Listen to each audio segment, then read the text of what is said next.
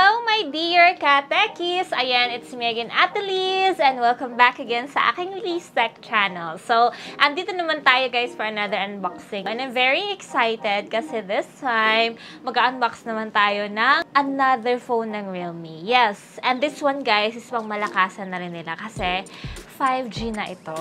So, it's also a Realme 8 series. So, this time, we're going to unbox the Realme 8 5G. Yes po, may 5G na rin po yung Realme. Kaya naman, kung gusto nyo malaman kung ano ba yung mas ikinaganda nitong Realme 8 5G, ayan, panoorin nyo to guys hanggang dulo. Huwag natin patagalin pa ka-techies, mag-unbox na tayo.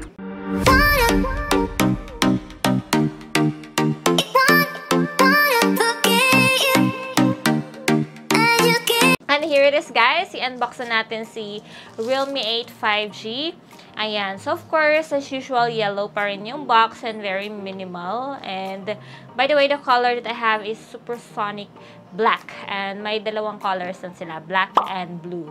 So, black yung atin. So, ayan, buksan na natin. By the way, inside of the box, we have here, of course, the Realme 8 5G. At dito naman sa ating mini box, we have the pin ejector, the free clear case, the quick guide, booklet, and warranty. Ayan, so yun po yung laman ng ating mini box. And then, sa inside of the box naman is we have here 18-watt charger. Ayan, ito yung itsura ng kanyang charger, guys. And we also have this USB Type-C cable. Ayun, wala naman na so far yung laman ng box. So, let's go on na directly sa unit, guys. So, here it is. Ayan, buksan na natin. By the way, guys, meron daw itong dynamic speed light aesthetic design. So, let's see if this is really nice. And there you go, guys. This is the back design and color of Realme 8 5G. So, as we look at the design or the back design, makita nyo na agad yung difference ng design nito sa Realme 8 at saka Realme 8 Pro nila, no? Wala na siyang Dare to Lip na nakalagay dito and glossy finish na siya. And as you can see nga, maganda nga siya, no, kapag natamaan siya ng light. Napaka-elegant, napaka-premium niya tingnan. I like it. It's very simple and elegant to look at. Slick and thin siya, guys. And magaan. And what I like about this is side-mounted na yung kanyang fingerprint scanner. Ang frame niya, guys, ang ganda ng frame. Nababagay siya sa back design niya. Bottom, guys, we have here the speaker grills and USB Type-C port, microphone, and 3.5mm audio jack. Then sa upper is, ayan, wala naman. Ayan, sa gilid, guys, eto, maganda kasi meron siyang tray na pwedeng lagyan ng 2 nano SIM cards at isang slot for the SD card. And we have here the volume rocker. So, parang bago siya for me sa Realme 8 series nila kasi yung volume rockers naka-place na sa left side. Diba usual is nasa right side kasama ng power button. And then, ayan, nakita nyo na yung mga buttons at design. And let's see naman sa kanyang display. And as we turn it on, guys, ayan, makikita nyo maganda na rin yung kanyang display in fairness. We have here the 90Hz Ultra Smooth display.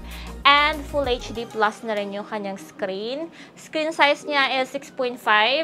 So, sakto lang yung screen size. And, of course, yung nits naman niya, maximum is 600. So, ayun. Okay naman yung kanyang display. Vibrant naman. I like the icons as well. Pa-drawer na rin siya. Realme UI 2.0 based on Android 11 na rin naman na kasi yung OS niya. Kaya maganda. So, ayun na nga. Pagdating sa kanyang processor, ito yung pinakamalupit na rin. Kay Realme 8 5G kasi powered na siya ng Dimensity 700 5G processor. Pang malakasan na yung kanyang processor as well as yung data connection kasi pang 5G level na. So, magandang upgrade yun for me sa Realme 8 series nila. And sa kanyang battery, guys, ay malaki-laki na rin yung battery capacity nitong ating Realme 8 5G. Meron na po siyang 5,000 mAh battery capacity. So, 18-watt na rin yung kanyang charger. Kaya naman medyo nakapag-support na rin ng fast charging. And sa camera naman niya, guys, si Realme 8 5G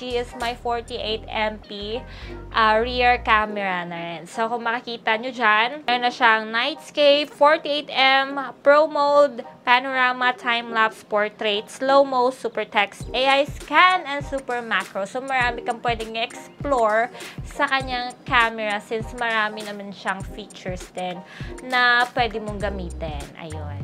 At yung front camera is 16MP. Sa front cam na yon, may portrait na rin siya, may nightscape, panorama, and time-lapse. So, parang all-in na rin, no? May enjoy mo na rin yung camera niya. And makita niyo nga, in fact, maganda naman yung performance. Malinis yung camera performance itong Realme 8 5G. Ayan.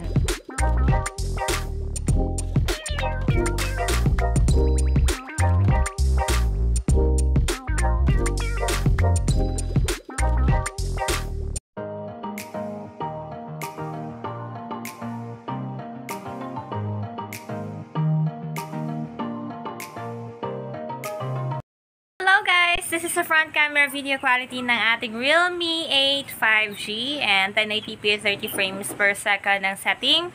And kung makikita nyo guys, malinaw, maganda, and decent enough na rin tong gamitin for vlogging. Kung wala kayong cameras or digital camera, good na option na to guys. And may video stabilization din siya.